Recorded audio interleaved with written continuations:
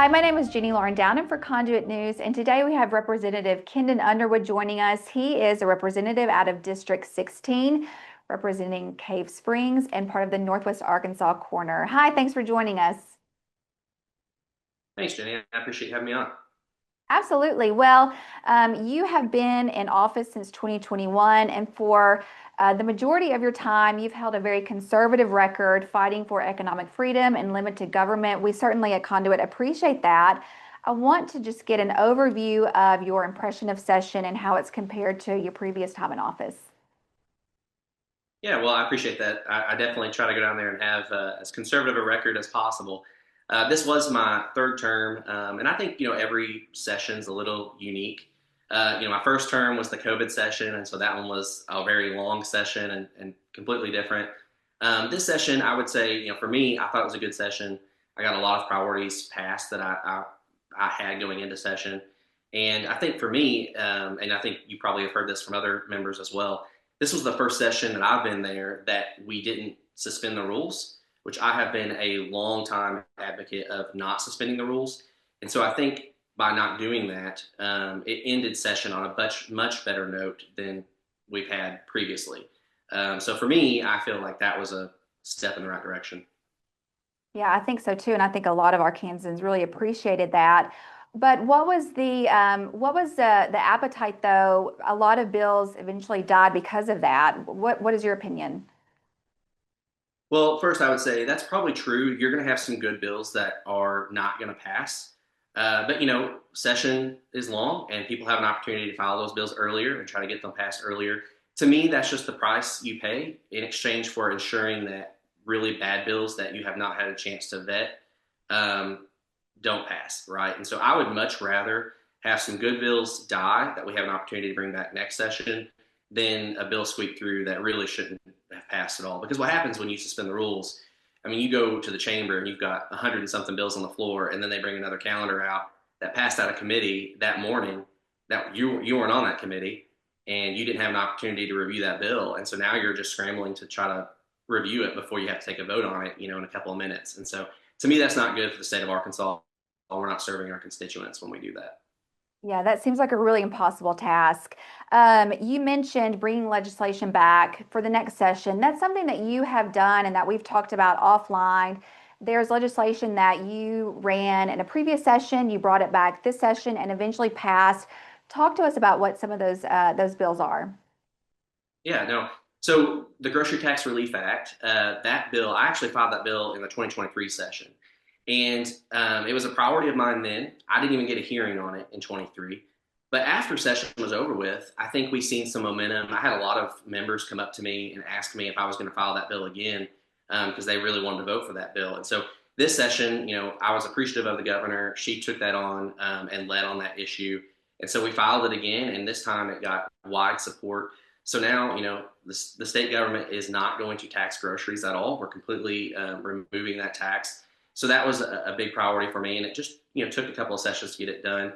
On the flip side, I've filed bills, other tax bills, a couple of sessions now that haven't gone anywhere, and I can't get the votes for. But that doesn't mean it won't happen in the future. Yeah, some of those, of course, conduit supports. You had no tax on overtime pay, no tax on bonuses. Another one that made a ton of sense. It was an overtime but not overtaxed act. Um, some of these just seem like common sense legislation, but really just got nowhere. Yeah. So one of the bills I filed, this is the second session I filed it, was a bill I titled it "To Protect Taxpayers from a Tax to Collect Taxes." That's it. Yeah. And it was, to me, it's just a common sense deal. I presented it in Rev and Tax. It didn't get the votes to get out of committee. But essentially Yes. what it is the state government charges you a $50 fee for a sales tax permit, so that way you have the privilege of collecting taxes for the state government. So you're Yeah. literally getting charged a tax to collect taxes for the state government. To me, Yeah. that's ridiculous. The fiscal impact was like $430,000, which in the grand scheme of things in state government, that's not a ton of money. But it didn't go anywhere for the second Yeah. session. But again, maybe that'll change later. You mentioned, the overtime bill or the so to not tax overtime, to not tax bonuses. I filed both of those bills, with the understanding that getting tax bills passed is difficult, and so it probably is going to take some time to get a coalition to support those. But just the other day, I seen President Trump came out in support of eliminating taxes on overtime. So maybe in the next session we see some momentum there, and maybe we get something done with that. Um, Primary season is coming up, and voters will be inundated with flyers, campaign flyers, and there's always, some overarching themes that we see on those. And one of them will be, along the lines of, I voted for tax cuts, or I'm for, putting money back in the pocket of Arkansans, things along that line. And well, we always hear things like, well, during campaign season, they talk like a libertarian, but then vote like a Democrat. And I'm not saying that our legislature is anything like that, or our Republican legislature is anything like that, but it seems like it is really difficult at times to get our Republican legislators to vote on, economic freedom legislation, especially, things like the no tax on tax legislation, or no tax on overtime pay, or no tax on bonuses. Why is that such a heavy lift at times here in Arkansas?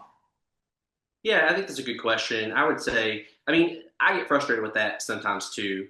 I do have to remind myself and take a step back that, since I've been in office, I think we've cut the income tax several times. I think I could be wrong on the number, but I think I've voted to cut the income tax, 4 or 5 times now, and so we've cut it significantly. So I think in the grand scheme of things, the Republican supermajority is supportive of cutting taxes. And we've done some other things like obviously the grocery tax that we eliminated. We raised the homestead tax credit this session.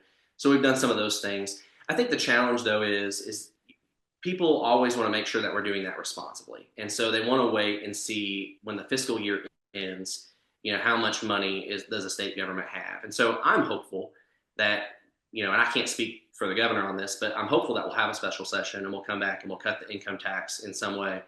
But to your point, anytime I leave session and we haven't cut taxes more, I'm frustrated with that. That is a huge priority of mine, and I know it's a huge priority for my constituents because that's why they sent me down there. And so I'm always looking for opportunities. And filing those bills, in my mind, is a way to continue that conversation and move the momentum toward cutting taxes. Are you concerned at all about government spending, or the fact that, spending has gone up to, I believe it's 2.9%, that there was an increase there? Do you believe that we will be able to eliminate the state income tax, or, you know, what are your thoughts on that at all? Well, certainly, I think any conservative has to say that they're always concerned with government spending. You can't cut taxes if you continue to spend money. And so now there's certain things that we have to spend money on. And I think, obviously we have to make sure that crime is taken care of. We got to make sure, I think we're investing a lot of money in education. We want to make sure we're getting a good ROI on that. So we have to spend some money on those things. But, you do kind of get to where, okay, how much money, this might be a good idea. How much money are we spending? And if we're spending a bunch of money, I'm not going to be in favor of that. There's some appropriation bills that I often don't vote for because I just think it's a waste of taxpayer money. And to me, even if it's a small amount of money, $5 or $6 million, which is a lot of money, but in the grand scheme of the state government budget, it may not seem like a lot. But if we can't cut 5 or 6 million from a certain area that I think is a waste of money, that's going to make it that much harder to cut what's necessary to cut taxes. Yeah, you mentioned a waste of taxpayer money. I am curious, what would you say would be a waste of taxpayer money here in Arkansas, just in your opinion? Great question. I bring this up to my colleagues every session. I don't think I have once voted for the AETN PBS appropriation. It's about $6 million, $5 or $6 million. So that was what I was referencing a moment ago. In fact, I think you've seen in the news recently, President Trump came out against funding taxpayer money for NPR Yeah. and PBS. Look, government-run television, that is not a essential function of government. We shouldn't be spending money on that. If people want to watch PBS, that's great. They can get it privately funded. I just don't think that that's a good spend for taxpayers. Yeah. Do you think that at times, like that example, that people just have a misconception of the role of government? I know here at Conduit all of the time we have discussions like that's not the government's job. That's not the government's job. That's not the government's role to pay for this or to pay for that. Um, do you have those discussions with your colleagues at the Capitol? Yeah, I think we have those discussions a lot. There's a lot of bills that come up that you're like, yeah, what you're trying to accomplish is maybe a good idea. And it's not that I'm against what you're trying to accomplish. It's just not the role of government. We shouldn't be getting involved with that type of stuff. There was another bill, and I won't get to the weeds on it, but I was firmly against it about taxpayer subsidies for basically creating grocery stores. Hmm. The government should not be giving out subsidies to allow people to go open a grocery store to compete with private businesses. And Yeah. so I was against that bill. I didn't think that was the role of government. Yeah. I want to switch gears just a little bit. You are the House sponsor for a series of ballot initiative legislation along with Senator Ken Hammer. I know that you know this. There was a lot of pushback from some grassroots groups and others. They were against that. They said that it would be really difficult for the people to get any issue on the ballot. Talk to us about those series of bills and why you felt the need to bring that legislation forward. Yeah, there was some opposition to that, but I think that some healthy opposition is good. For me, I really believed in those bills. Look, as conservatives, we are for election integrity, and the petition process and getting something on the ballot is part of our election process. Our state constitution has been amended over 100 times, and we've been in existence much shorter, obviously, than the United States Constitution that has been amended 27 times. So, getting something that on the ballot that amends that state constitution is important and it's serious. So, when you're doing that, you want to make sure that you have legitimate, widespread support for those items. What I'm not going to be in favor of is allowing Arkansans to be taken advantage of by out of state groups that have liberal agendas. They know Arkansans don't support those agendas, so they come here and they abuse the process or mislead voters or sometimes commit fraud to get something on the ballot so they can move the process along. So for me, as long as you're following the rules, I don't think it makes it harder to follow the rules. But if you're going to try to circumvent the rules, then yeah, it's going to be harder for you to get something on the ballot, and we're not going to tolerate that. And I would say conservatives like Governor DeSantis just did this in Florida as well, and so I think we're on the right track with those bills. All right. What did you hear the most from your constituents there in Benton County? Was there any particular issue that you're like, wow, they are hammering me the most about this particular bill or issue? I would say, well, we kind of mentioned it before, the grocery tax bill that came from my district, right? I mean, I think we've all heard about the high price of groceries under Yeah. the Biden administration. The cost of eggs and everything was expensive. So I heard a lot about that, and I think that's why it got more momentum since the last session when I filed it. So that was definitely a constituent-driven legislation. Another one that I ran with Senator Bryant was a human trafficking bill. Came straight from our Benton County deputy prosecutor. And Yeah. if you've read the news in recent days, there was a big operation that they made like over 200 arrests for people who were doing sex trafficking. They saved like 115 children from sex trafficking. And so we had a bill, me and Senator Bryant had a bill that created an offense for using a communication device in the commission of human trafficking, just to give prosecutors another tool to crack down on this issue. Yeah. It's a major issue in Northwest Arkansas and in the I-49 corridor. Yeah. That's a really important one. And I remember it was at one of our district Republican committee meetings. I believe they were there speaking a bit about that issue, and a great bill. Really thank you and Senator Bryant for running that. When you look at the direction of Arkansas politics and the legislature coming out of this session, where where do you see it going? Um, you mean like as far as the like conservative Yeah, direction? yeah, Yeah. uh-huh. Yeah, you have 81 Republicans, so we have a supermajority. I think this is maybe we've had a supermajority ever since I've been in office, and so uh, you obviously have a lot of disagreements when you're with 81 of your colleagues, but I think that that's a good thing that we have those disagreements. But so a lot of times what we're arguing about are how conservative are we going to be, rather than are we going to be conservative or not. And I think that's a good place to be in Arkansas. I'm hoping that we improve on that, obviously, and we get some. There's going to be some members who are termed out. We're going to have to replace those folks and make sure that we get good, solid conservative Republicans to fill those seats, so that we continue fighting for Yeah, educational freedom, tax cuts, those type of things. yeah. The biggest disappointment of the session, in your opinion? The biggest disappointment. I would say probably one of the bigger disappointments was Representative McKenzie's bill on the China lobbying Mm. bill. I'm sure you were familiar with that. That Yeah. bill, he did a great job getting that out of the House. It went down to the Senate and died, I think, by maybe 2 votes. Um, there was a huge lobbying effort, or a big lobbying effort, behind killing that bill. And I thought that was interesting because the bill was about making sure our foreign adversaries don't lobby in Arkansas. So, what does that say? So that was disappointing. I wish I would have seen that pass. And another, like, maybe minor issue was Representative Pilkington's Gulf of America resolution.